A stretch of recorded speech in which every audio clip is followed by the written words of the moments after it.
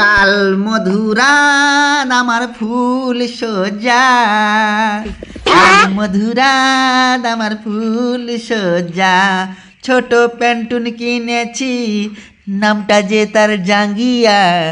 রাত জেগে খেলা হবে কি, আমি কি তা জানি, তা কি জানি কি হবে।